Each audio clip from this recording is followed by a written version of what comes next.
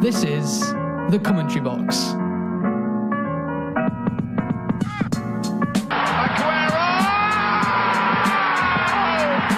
To me, tweeting was something that birds did. Dilly din, dilly dong, come on! Éder vai aguentar bem, encosta e falta apoio ali sobre o lado direito, sai, remate e o gol!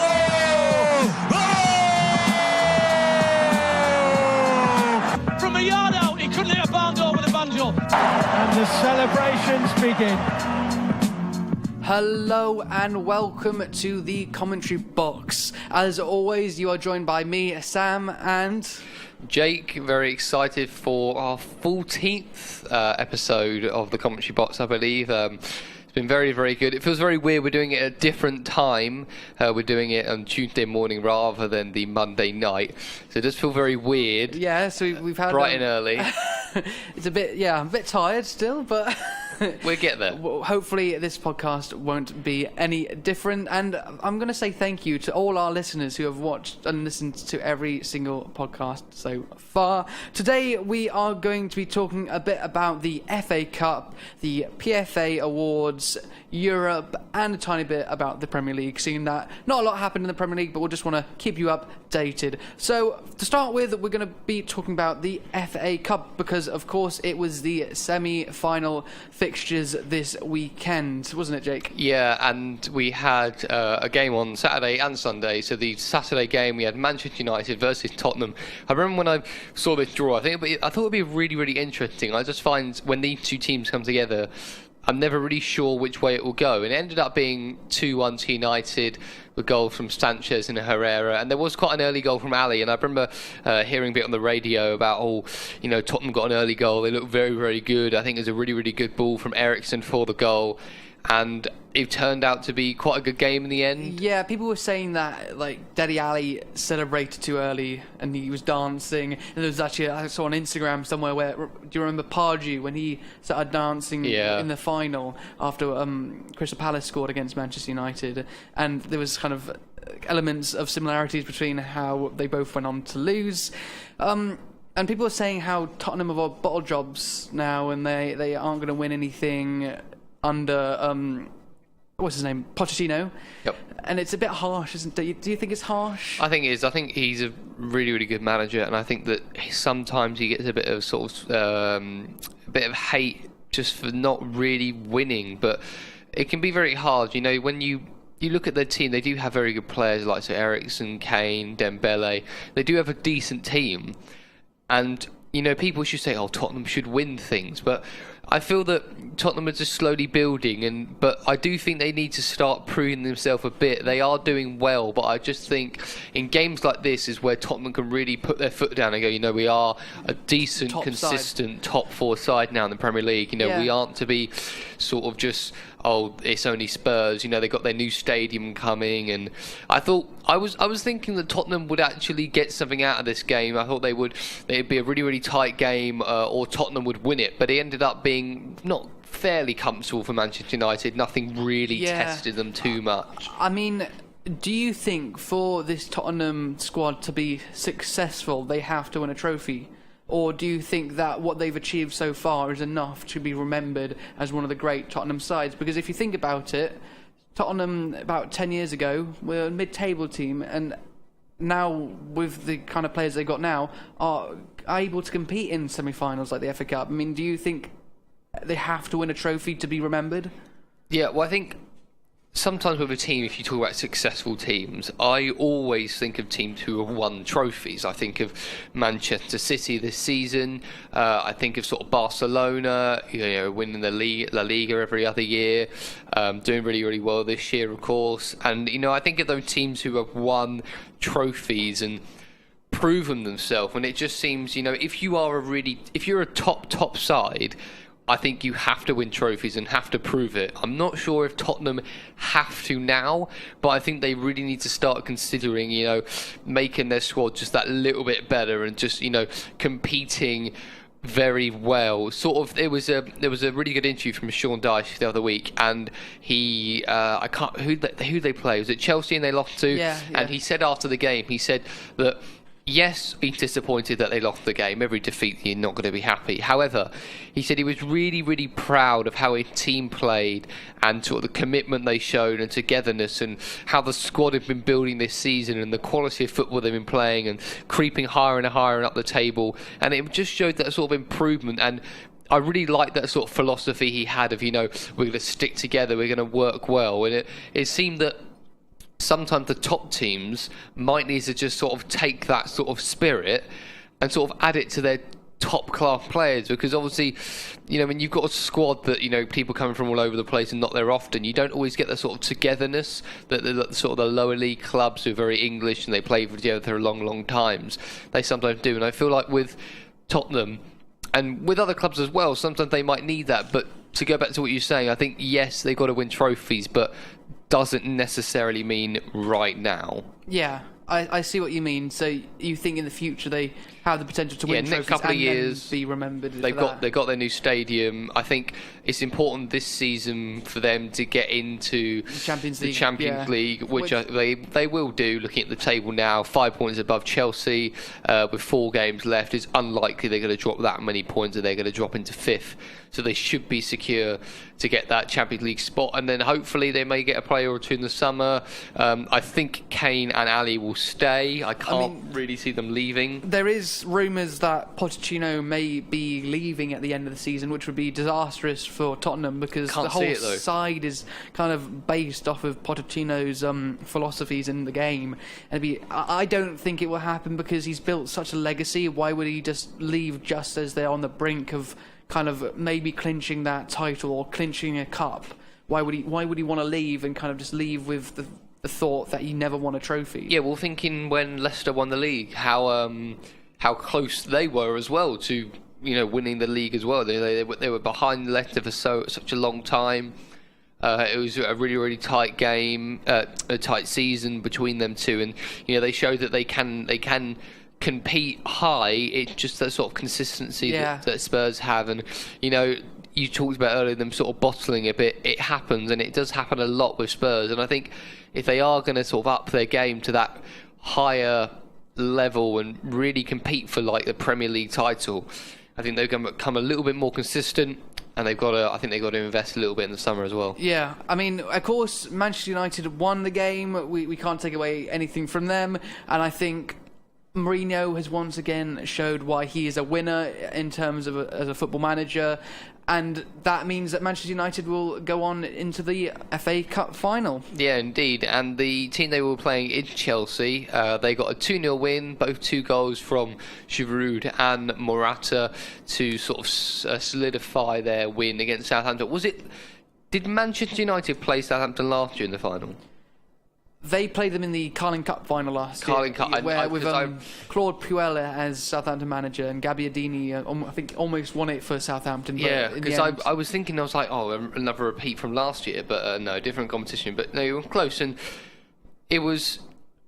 I think this game was more sort of set in stone, perhaps, what was going to happen. You looked at Southampton, really fighting for survival in the Premier League, and they've got this massive game that they've got to play in the FA Cup. It was going to be a lot.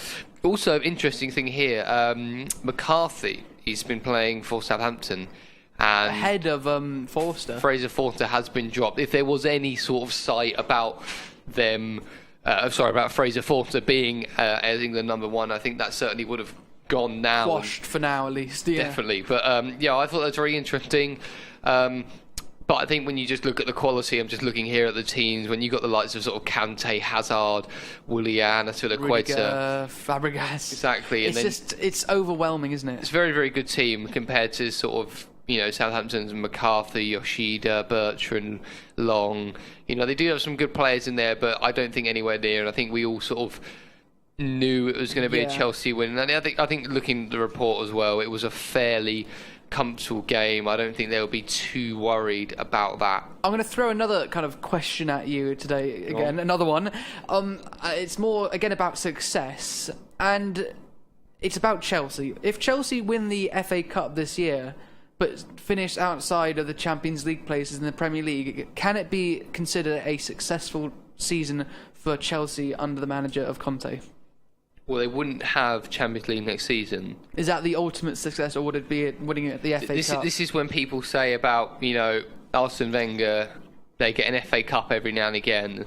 And they get Champions League. Is that enough? Is that what they want? And is that success? Yeah, well, we were saying earlier about, because I'm talking about Gillingham and just saying that sometimes I just feel we just sort of settle for average League One and don't really push, and I don't really see that as a success. I'd like us to at least push or show that we have some intent to challenge, and if not, that's okay. But that's a really interesting thing. I think in terms of Conte and Chelsea, I don't think Abramovich would be happy with that. No, I would agree. I think he'd want Champions League, and that would be a minimum requirement, and anything else would be an extra. However, saying that, last year when they won the Premier League, they weren't in Europe, and it did help them concentrate on the league, and every game was very, very important for them. They didn't have to really prioritise too much in the cups either, so that could help them in the end. But for Conte's sort of decision this summer, like, will he be staying on?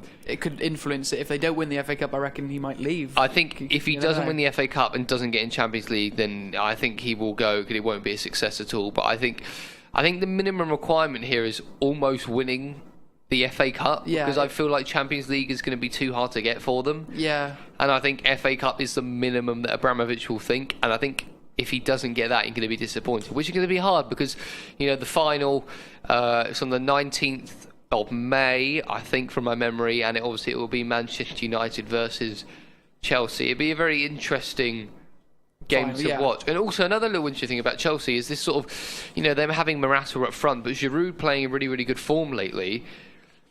Could that persuade Conte to maybe put Giroud ahead of him? Yeah, and he's finally got that target man he kind of desired, because of course they got Morata and he's been a good target man, but I think Conte has always wanted another person as well. Like, it was after Dzeko, it was after Carroll, it was after Barnes. I think we talked about this in one of our podcasts, and I think he's finally got Giroud, and that's good. And I was hearing on a few other podcasts, does Giroud look less attractive in a Chelsea top than an Arsenal top? I don't know. I can kind of see it. I've just not. It is a bit weird him wearing the blue. It is. It's something about him wearing blue is a bit odd, and it might take us a while to get used to it. Yeah, no, I know what you mean. We sort of obviously seen him at Arsenal for so long. No, I do see what you mean. I think maybe the beard and the hair. Don't know. Sometimes he just feels like he seems thinner as well. Yeah. I don't know. Send us your opinions, actually, to on Twitter via @boxcommentary or via email, which is thecommentary.box.contact@gmail.com, with the subject line, does Giroud look unattractive in a Chelsea top? Very interesting point. Yes. Anyways, that kind of ends our FA Cup talk nicely, and we're going to talk a bit about Liverpool versus Roma, which would be on for you yesterday night, and for us tonight. It's a game that I'll definitely be watching. We did touch on it last week in our podcast, but we thought we might just talk a bit about it again today. Yeah, I think it'll be a very, very interesting game. Both of them are definitely going to be wanting to reach the final, and I think it's going to be a very passionate game. It could be a game, so you've got the two-leg, obviously, and this one's at Anfield. So it's going to be a big, big game for Liverpool, and I think it could work in their favour if they do something similar to City, where they get that big home advantage and they get that win, and then they go to Roma. Obviously, I know Roma had an amazing comeback against Barcelona, but I cannot see that happening again, so I think it'd be very, very crucial for Liverpool to get something, but even more for Roma, just to sort of get something out of the game, get at least a goal.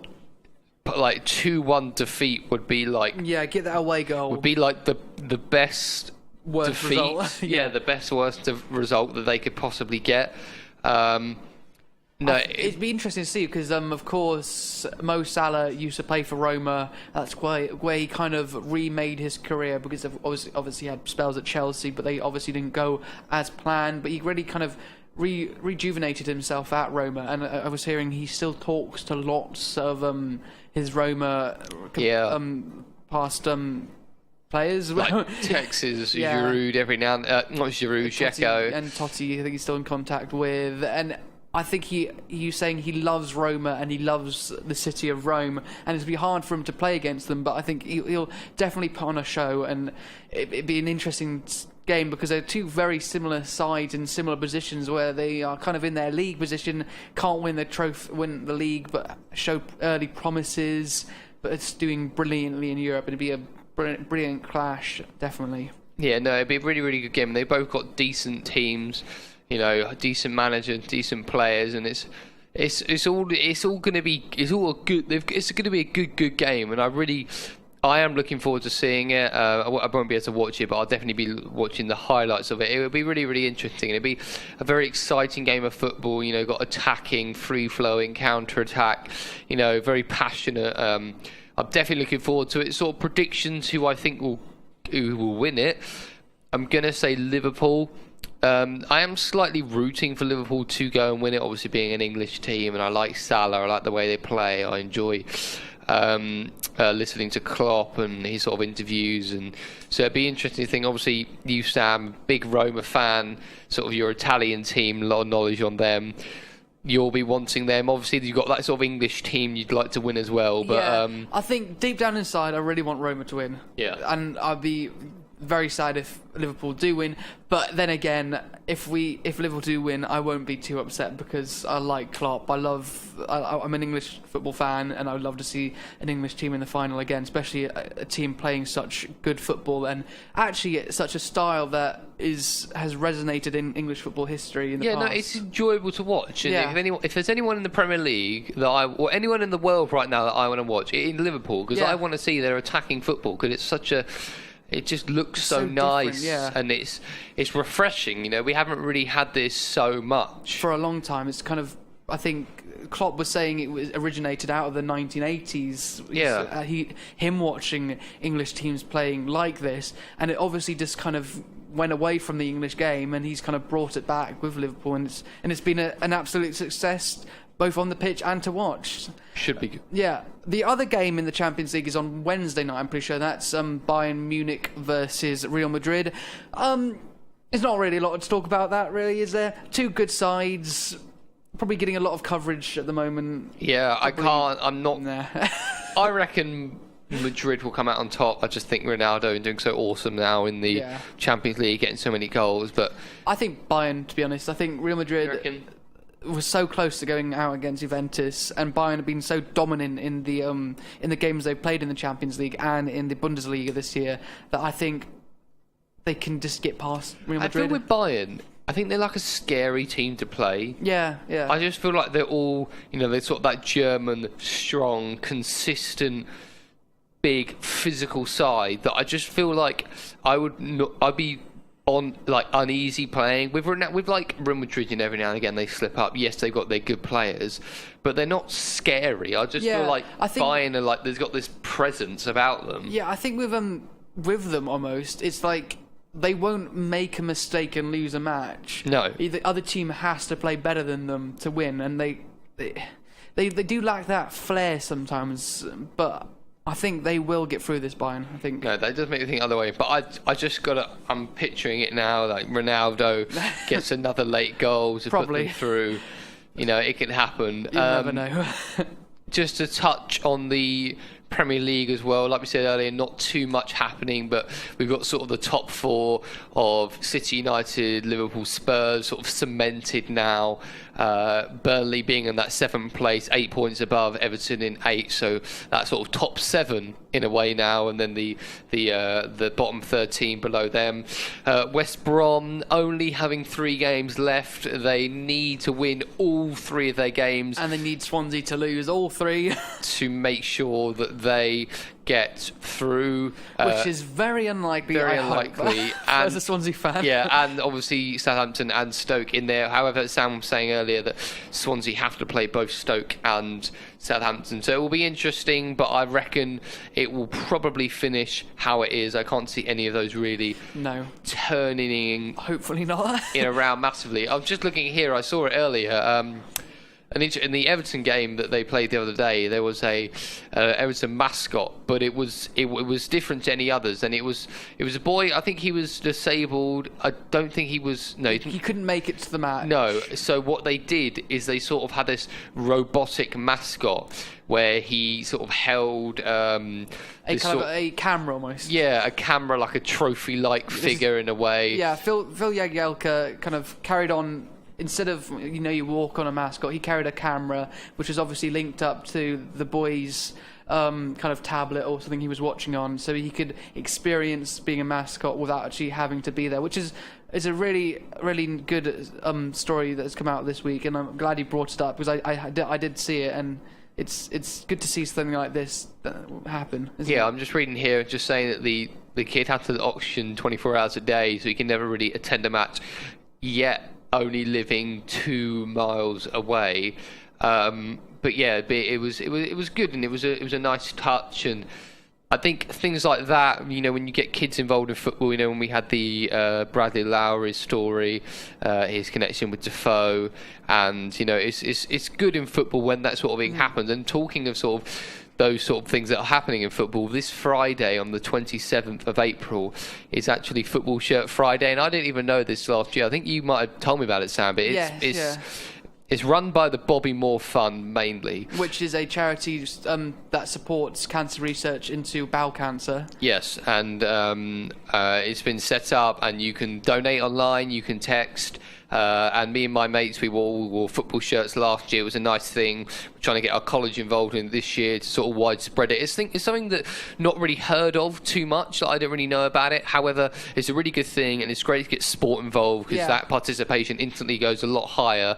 So it's a really, really good thing. So if you don't know about it or do already, make sure you're wearing your team's football shirt. Even if you're an Arsenal fan, you may get humiliated. Do it. Yes. It's worth it. Donate some money to a good cause. Yeah, and of course, get more people involved, tell people about it, and of course, if you can, donate, because it's a great cause, and it's something that we're all passionate about, hopefully, if you're listening. So just wear a football shirt on Friday, and you'll be doing something for charity. Easy as can be. What more could you want? Anyways, thank you for listening to this week's podcast. We hope you have enjoyed. Yeah, it's been really, really good. I like this one. It was nice. It was short. We got all the important stuff. Talked about it, concise. No messing about this week. No messing. Straight to the point. Straight in. Thank you for listening. If you would like to get in contact with us with any questions, you can do so via Twitter, which is @boxcommentary, or via our email, which is thecommentary.box.contact@gmail.com. Hope you have a good week. Hope you be watching the football this weekend, and of course, don't forget, it's Football Shirt Friday. See you next week.